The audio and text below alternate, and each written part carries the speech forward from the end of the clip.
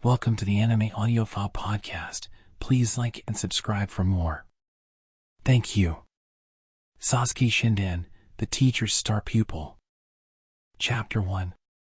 Master Konohamaru. We came to visit ya. The door to his hospital room flew open. The first to come careening in was Uzumaki Boruto.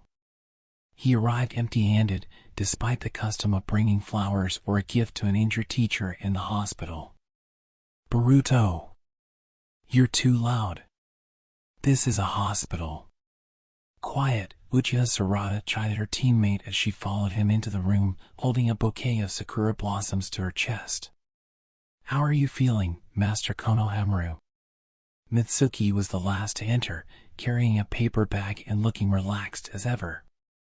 It was only his first day in the hospital, but Konohamaru was bored senseless already. He very nearly carelessly smiled at the arrival of his beloved students, but managed to suppress the grin at the last second. Whoa, he said coolly, careful to maintain his strict demeanor before his pupils. What happened to your mission? No missions today. So we were up bright and early making it happen. Happen? He means this. Mitsuki pulled a square package out of the paper bag.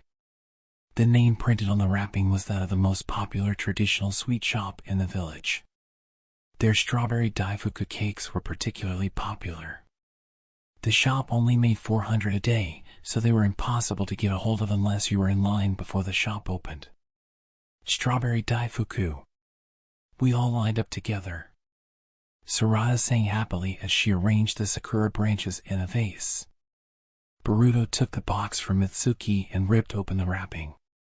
Inside the wooden box, the strawberry daifuku sat neatly lined up, wrapped in washi paper. You three lined up this morning for my sake? Konohamaru felt something warm rise up in his chest. I'll make some tea, Mitsuki said. Where's the kitchenette area? Oh, it's okay.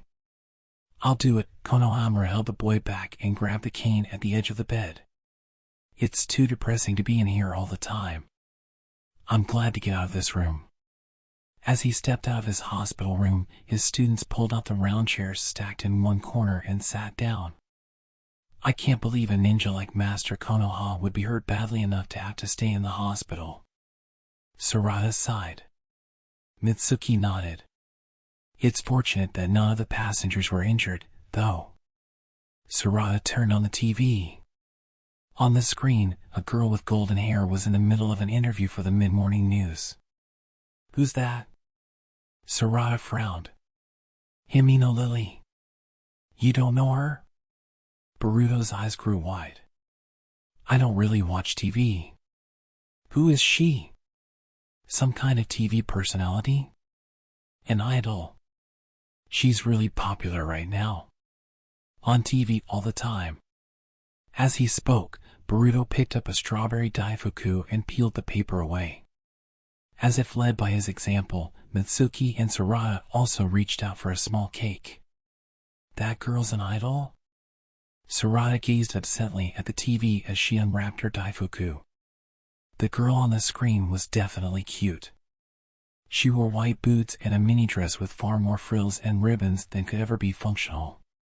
Her golden hair had a gentle wave and reached down to her shoulders. Although she was probably at least 15, she spoke in a deliberately cute, innocent way that made her seem much younger. An idol. I don't really care about that stuff. Still, I wonder what kinds of songs she sings. Thoughts drifting, Sarada took a bite of the daifuku and then jumped up as though she'd gotten an electric shock. What is this? It's so good. It really is, Mitsuki agreed. It's great. But I like the zensai my mom makes way better, Boruto said cheekily, even as he reached out for a second daifuku. Ah, this strawberry daifuku. Amazing. Wow. Amazing. The delicious flavor sent Sarada into a reverie, and as she sunk her teeth into the small cake, she was lost in bliss. For a moment, she thought she should wait until Konohamaru came back to have another one, but 2 seconds later, she reconsidered and reached out again. Music began to spill from the TV. Apparently, Lily was debuting her new song, Marshmallow Heart. Sarada looked at the song title displayed on the screen and felt a slight pain in her head. Illuminated by colorful lights, Lily twisted her hips as she began to sing with a lisp. Marshmallow, marshmallow, marshmallow. Have a marshmallow, come on, come on. Doh! Doh! Go to hell, an angel. What even is this? Sarada cried out, unable to stand it any longer. Sarada, shut up. Boruto turned around, looking annoyed. This is a hospital. You gotta be quiet. These lyrics don't bother you at all? Like hell, an angel, or have a marshmallow, come on, come on? They don't even mean anything.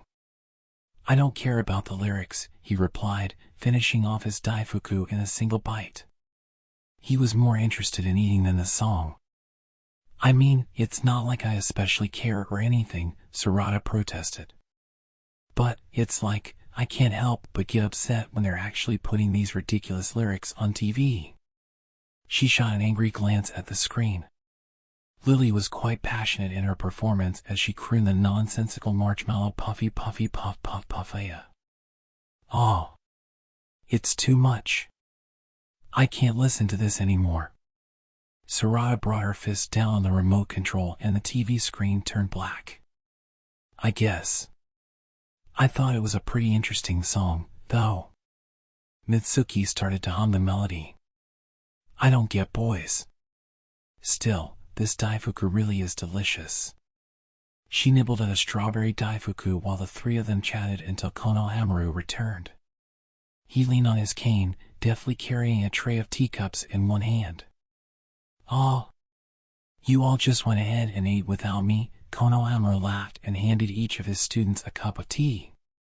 You find out anything about the guys who attacked the Thunder Train? Boruto asked, sipping his tea. Like the reason for the bombing? They committed multiple crimes, yeah? Still nothing worthwhile, Konohamaru replied. About the only clue we have is that they were wearing purple outfits. Also, they had excessively large holes in their ears. Holes? Mitsuki asked, dubiously. Do you mean like piercings? According to the medical team that examined the bodies, they each had 5 piercings in their ears, running from their earlobes up into the cartilage. Is that to show they're part of a group? Like our headbands? Can't say. Their team leader shrugged. This is just the impression I got from fighting them, but I don't think they were all that threatening in terms of fighting power. Other than their boss, they were about at the Chunin level. The tricky part about these guys was that they didn't hesitate to sacrifice themselves. Sarada guessed. Exactly, Konohamaru nodded solemnly. They chose death with their comrades over being caught and forced to give information. Trying to take guys like that alive is tough. Way more so than just killing them. It bugs me that they went out of their way to use actual bombs when they could have just used ninjutsu, Boruto remarked.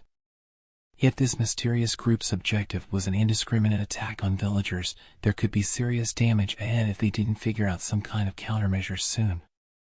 If there was a bombing in the new city in the middle of the day when it was thronged with people, there just wasn't enough information available to them.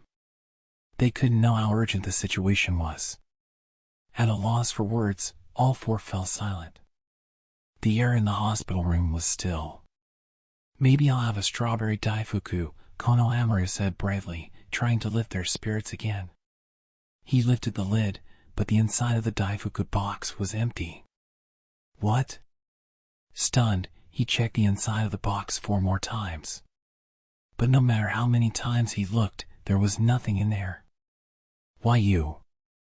What happened to the daifuku? A tremor bleeding into his voice, he looked at his students. I only had 2, Mitsuki asserted. I only had 3, Sarada said. I only had 4, okay? Boruto noted casually. That adds up perfectly then, doesn't it? Konohamaru shot daggers at them with his eyes. There were only 9 of them. Come on. Well, you know. Sarada did feel guilty, but the daifuku really were delicious, so she didn't actually regret eating them. We'll go get some more. No thanks. If you got the time for that, you should be training. Although Konohamaru tried to put on a brave face, his shoulders were slumped. When will you be getting out of the hospital, master? Mitsuki said, changing the subject. The thing about that. Konohamaru's face suddenly stiffened, and his eyes dropped to the cast on his right ankle. The injury itself was no big deal, but I guess the bomb was rigged with a poison that induces a light paralysis. I have to stay here until the antidote does its work. 3 weeks. 3 weeks? Sarada replied, concerned. What's gonna happen to our team in the meantime? Boruto asked. Right. About that, Konohamaru glanced toward the door and smiled. I've got a substitute taking over for me. A substitute? Mitsuki asked. Don't worry, Konohamaru gave them a meaningful look. He's pretty strong. Well, that might be an understatement. He's scary strong. For real? Boruto clenched his hands in excitement. I'm into it. So who is this substitute? Sarada asked, impatient with the little show Konohamaru was putting on. A cool, low voice carried from one end of the room, clear as crystal. Me. The students knew who it was even before they turned to the door to see Sasuke, his face as expressionless as usual. No way! Sarada cried. Dad? Our master? She was over the moon, but quickly pulled herself back together. She cleared her throat. Huh. So you're going to be our master, Dad? He nodded. It turns out I have to stay in the village for a while. Seriously? All right. Boruto threw his arms up in the air with a grin that nearly split his face in two. His eyes glittered, and he didn't so much as try to hide his delight. Next to him, Mitsuki smiled faintly, his face full of anticipation. Old man Sasuke's gonna teach me ninjutsu. Boruto couldn't control his excitement. His step had a lively bounce as he made his way to the part of the forest outside the village that had been designated as their training ground. He wanted to be a ninja like Sasuke someday, working to support the Hokage. The older ninja was his dream personified, and now he was going to be the team's master. There was no way Boruto was going to be able to keep his cool about the whole thing. Boruto had received training from Sasuke before. It had only been for a short time, but he'd learned a lot.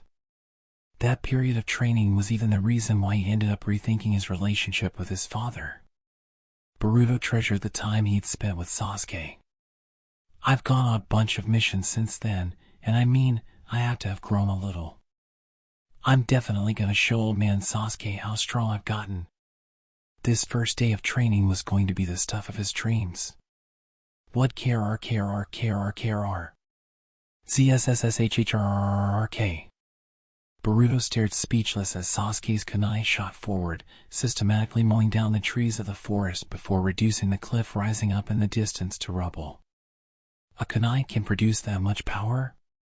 Mitsuki murmured. Dad really is amazing, Sarada said. Just how it is, you know? The cliff face slid off from the rest of the rock, kicking up a cloud of dust. All that from one kunai? How is that possible? Boruto was baffled. Sasuke hadn't simply thrown the kunai. He kneaded his chakra with the kunai on one finger and then, for an instant, released an electrical current. Boruto didn't really understand the mechanism, but in the blink of an eye, the kunai had flown off and shattered the distant cliff face.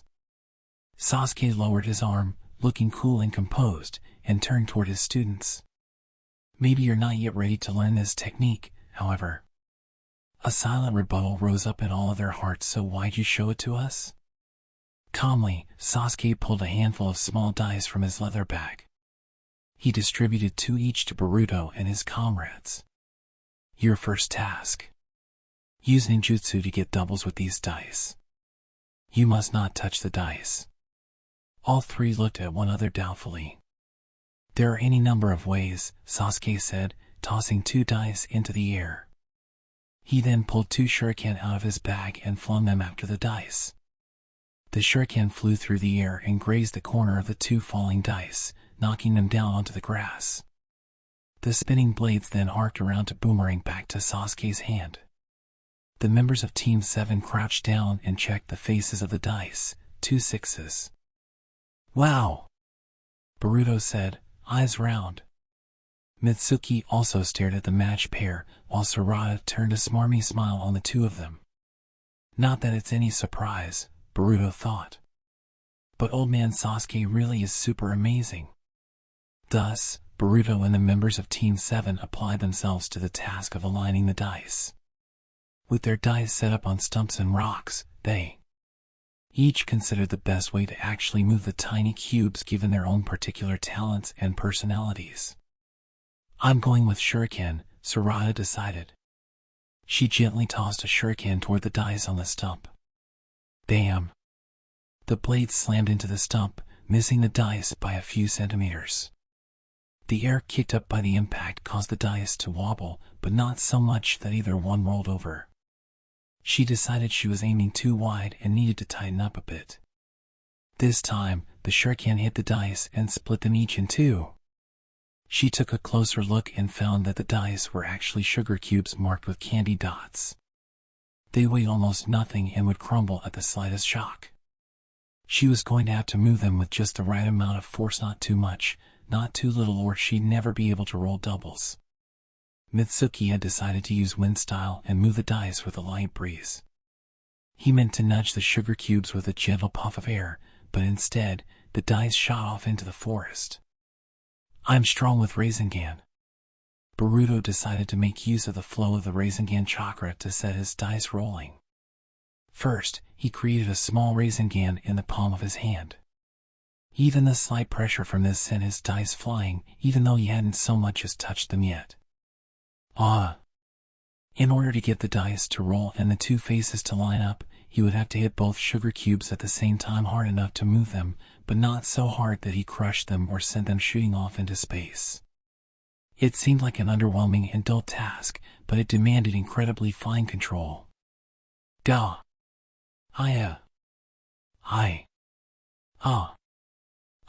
They broke again. Damn it. I'm totally gonna do this.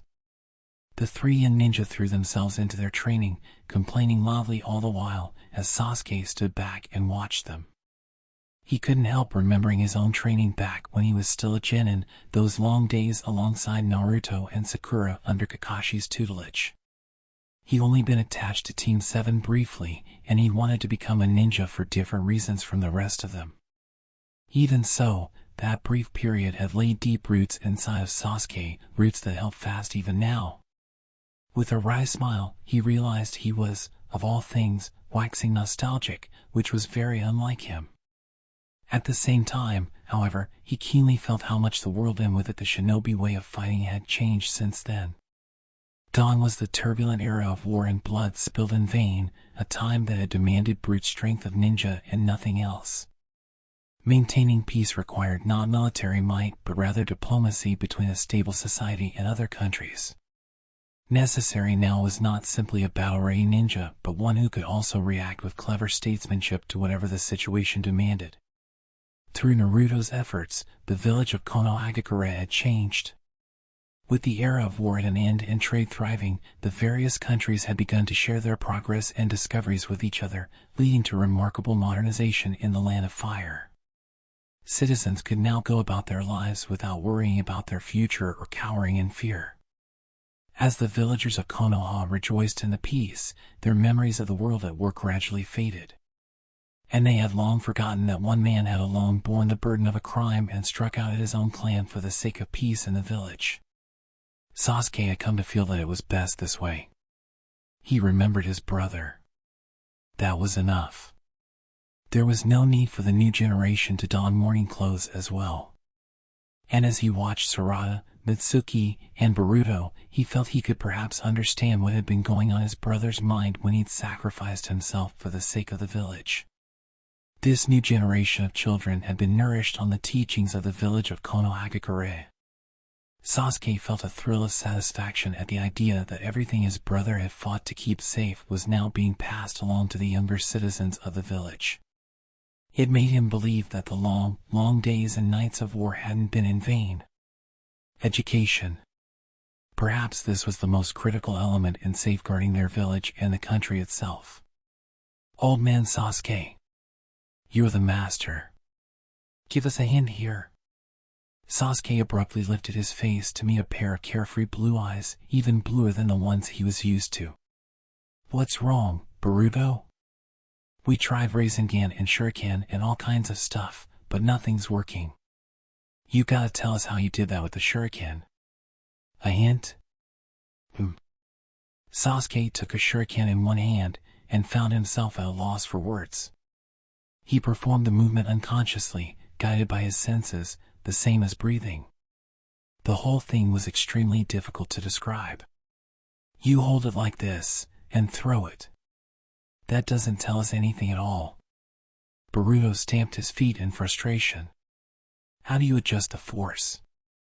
A snap of the wrist? Or is it in your fingers? Mitsuki asked. Sasuke stared at the palm of his own hand and thought for a minute. There probably was a hint he could give them, a trick to the whole process. But he only understood it intuitively. He struggled to teach it. The way to adjust is. He leaned forward. Establish your target and throw it like this. Even he knew that this told them absolutely nothing. As the children sighed in perfect unison, Sasuke smiled wryly at himself. I'm not suited to teaching. Kakashi had been great with words.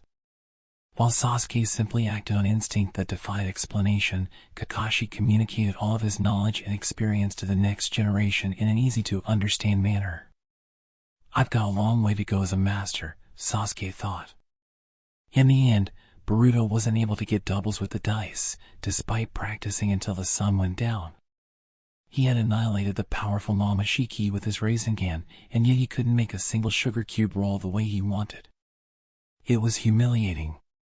Even after he got home, all he could think of was the dice training. Sitting in the bath, he remembered the day's practice and spread out his hands beneath the water. The droplets falling from the wet ceiling broke the surface above his palms. Just a tiny drop could cause a ripple in the water's surface. Maybe it wasn't impossible to hit the sugar cube with chakra without crushing it. I can't get psyched out now. Boruto shook his head, reprimanding himself. I only just started practicing. Too early to get bummed out. I'm old man Sasuke's student, after all. He held his wet hands in front of his eyes. Gentle enough not to break the sugar cubes. He only intended to do some visualization training, but he carelessly needed his chakra for real, and the water in the tub began to swirl into a vortex. Boruto? His mother, Hinata, popped her head in immediately. You can't go needing chakra there. You'll break the tub. They don't peep in the bath. Mom, you gotta stop using the Byakugan in the house. She giggled. I didn't mean to. I just felt the presence of chakra. By the time he got out of the bath, Himawari was watching a music show in the living room. On the screen, Himino Lily was singing and dancing beneath colorful spotlights.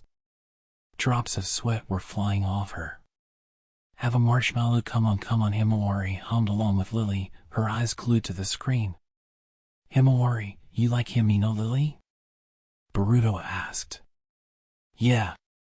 Himawari nodded. She's so cute. And she's a really good singer and dancer. Is she? Boruto turned back to the screen, which was filled with a close-up on Lily's face. He didn't really get how she was cute, but he did think her eyes were a pretty color. Her deep purple irises were bright and clear, almost like the color at the end of the rainbow. Do. Go 2. Do. Do. Do 2. Hell and Angel. Violet Moon. Hearing them again now, he had to admit Sarada was right, the lyrics were weird. The training with the dice continued the following day. Sarada's pain cry echoed through the forest. The faces of the dice beside the shuriken plunged into the tree stump, read 3 and 4. Almost doubles. I was so close. She slumped to her knees. I'm totally gonna be the first to make it happen. Boruto started boasting, lost in the moment. Then, his eyes widened in despair. He pushed too hard with the flow of chakra and split both of his dice in two. Maybe I'm closest to being the first one to do it, Mitsuki said with a laugh as he wove his signs to activate his wind style. After watching his students desperately try anything and everything for a while, Sasuke called out to them, "Today, I'm adding something extra to the training schedule." Boruto raised an eyebrow. What? Lawrence gun? What? Both eyebrows now raised, he followed Sasuke as he led them to the top of a cliff. The front of the rock face he'd seen in the distance yesterday had been carved away by Sasuke's kunai and the ensuing landslide. This technique is an application of lightning style. Sasuke pulled out a brown kunai like the one he'd used before as his students bobbed their heads up and down. "Hey, Dad?" Sarada asked. "Why is that kunai kinda red?" "It's copper. It conducts electricity well." Sasuke readied the weapon in his hand. With the traditional lightning style attack, you hit your opponent with a powerful voltage to cause damage.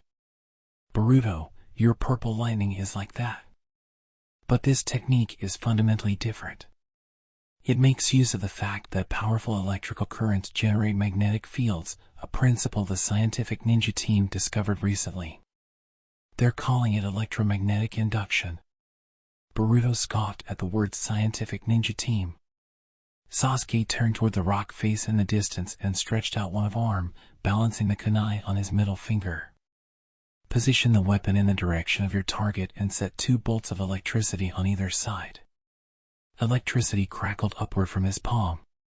Throw the copper kunai so that it passes between the 2 currents. He tossed the kunai. Boom!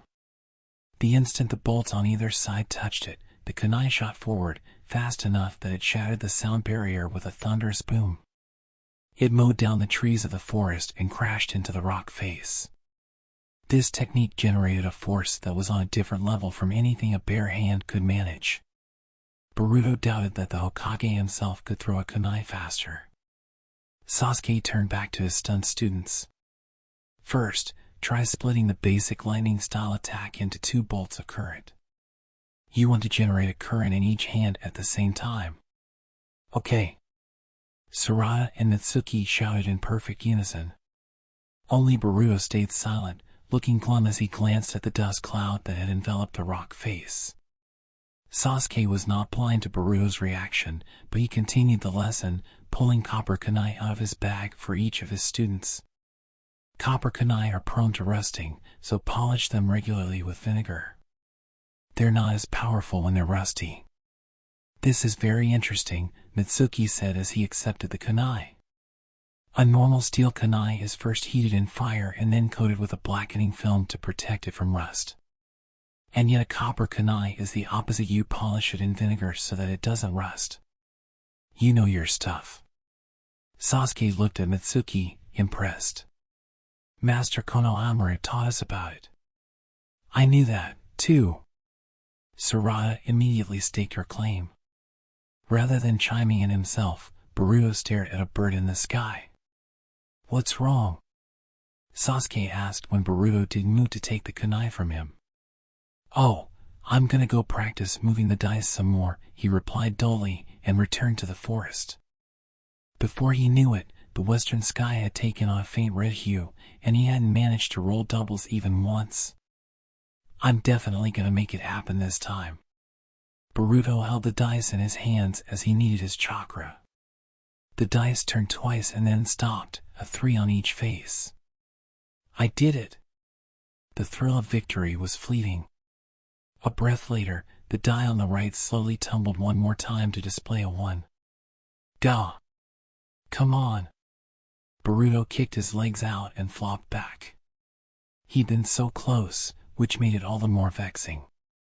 Damn it.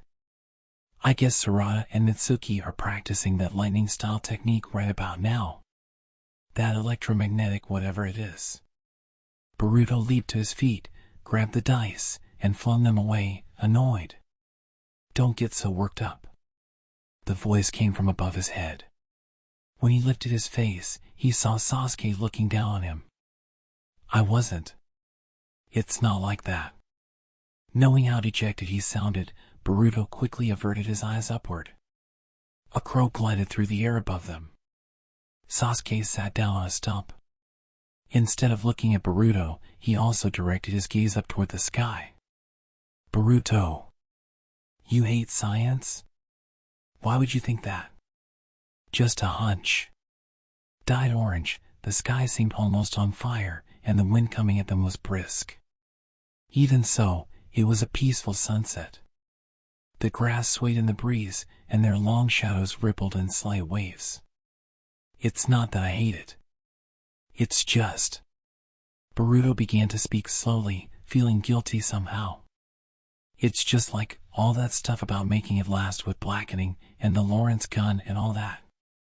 Relying on science, it's so un-ninja-like. I mean, it's not very cool. You don't think so? Yeah.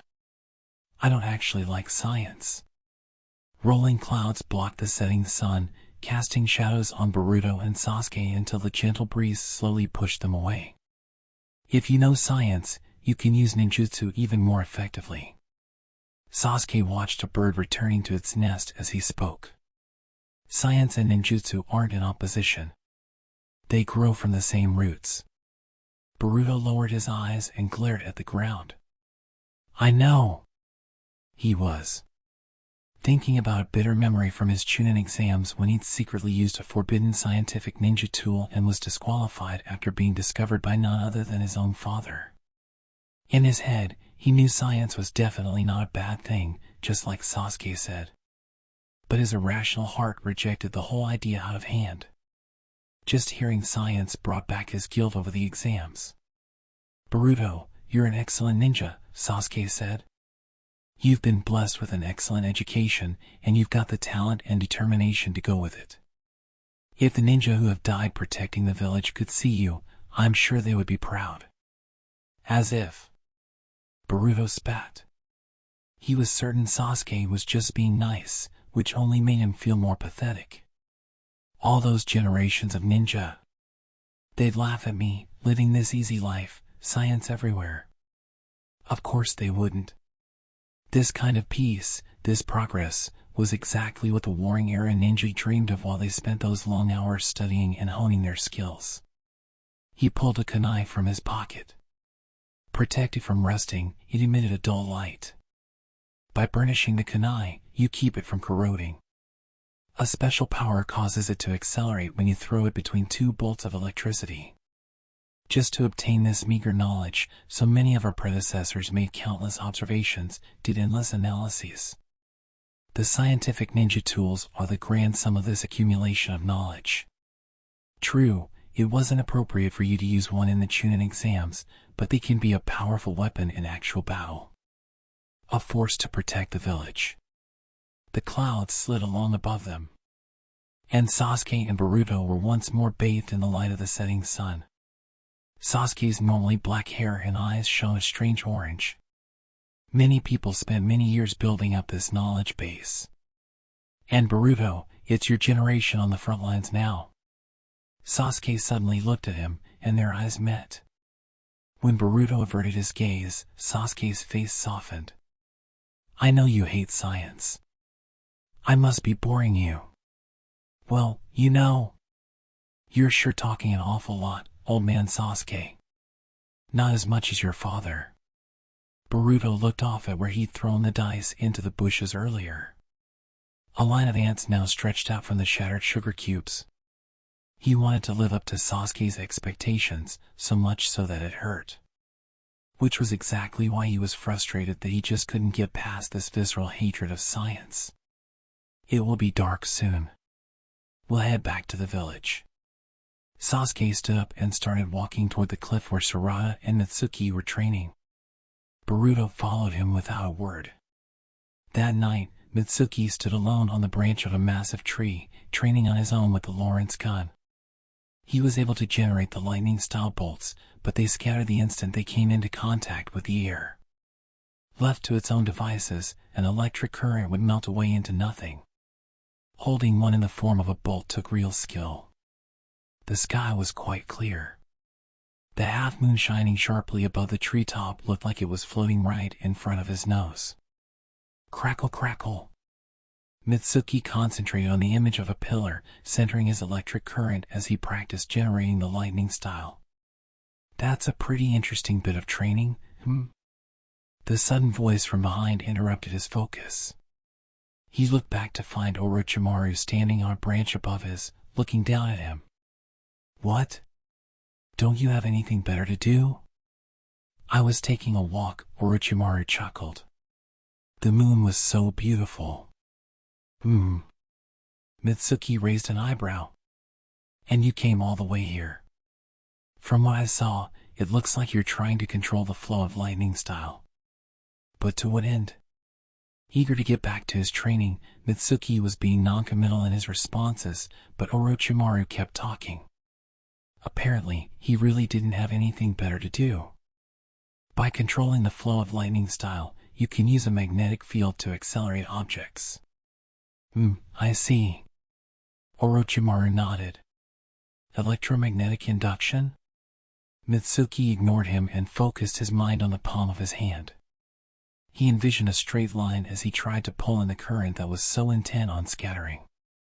The electricity in his hand crackled and stretched out as far as he could see, wrapped in plasma. I did it! The instant the thought crossed his mind, the current popped with a loud crack. Duh! Too excited by his apparent success, he'd accidentally relaxed his mind. Not too shabby. Orochimaru nodded with satisfaction. Well, you are my son, after all. It's only natural you'd be able to do this much at least. I still have a long way to go. I can't maintain the form. I'll need time to shape the electricity how I want it. It won't be in an instant like Sasuke. What? The color of Orochimaru's eyes abruptly changed. Mitsuki, is Sasuke training you? Didn't I mention that? Master Konohamaru's in the hospital, so Sasuke's filling in. The Sasuke, Orochimaru muttered. Perhaps I will come watch your training tomorrow. Don't you dare. With the dice and the Lawrence gun and everything else, Sasuke's training covered a lot of ground. He subjected them to all kinds of things, from drilling the basics to mock battles. By the 5th day of training, the 3 students were more or less able to get doubles with their dice, perhaps not 9 times out of 10, but at least once or twice. Sarada and Mitsuki were also drawing steadily closer to mastering the Lawrence gun. But Boruto still continued to avoid science, despite knowing that having science and the natural order on his side was going to be even more important as a ninja in this new era. As long as he shied away from it, he'd inevitably fall behind the other ninja. And he did want to overcome his aversion to science, but he couldn't do anything about how he felt. He knew Sasuke was worried about how stubbornly he turned his back to science, as he himself was. One morning, at the beginning of their 2nd week of training, Sasuke arrived 30 minutes after their usual start time. You're a lot more comfortable with the finer control, he called when he saw his students already facing their sugar cube dice, practicing on their own. Keep practicing this every day until you succeed every single time. Mitsuki, Sarada, don't forget your Lawrence gun training. Also, basic drills and mock battles every day. If you want to incorporate anything else into your training, talk it over and decide from there. What's up, old man Sasuke? Boruto turned toward their teacher. Sounds like you're going somewhere. Mission came in, Sasuke replied. I'm setting out now. What? Sarada cried out, her eyes wide. You're leaving the village? To do an emergency survey. I'll be back in about a week. That's pretty sudden. Boruto frowned. Hey, Dad? Sarada glared up at Sasuke without blinking. Did you tell Mom? Does she know you're going away? Really? She sounded doubtful.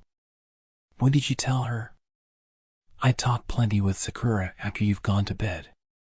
Sasuke smiled wryly. So don't worry. Really. The details of Sasuke's mission were, as always, top secret, and although Boruto pestered him, their teacher would tell them absolutely nothing. When Sasuke left on his mission through the village gates, they watched until they could no longer see him, then went to get lunch at Ichiraku Ramen. After filling their stomachs, they pushed past the curtains in the doorway and returned to their training area. Compared to the relaxed atmosphere of the old town, the new town and all its impressive new developments were busy day and night. Street lamps shone down on the newly laid roads where boutiques with big show windows stood alongside cafes with open patios.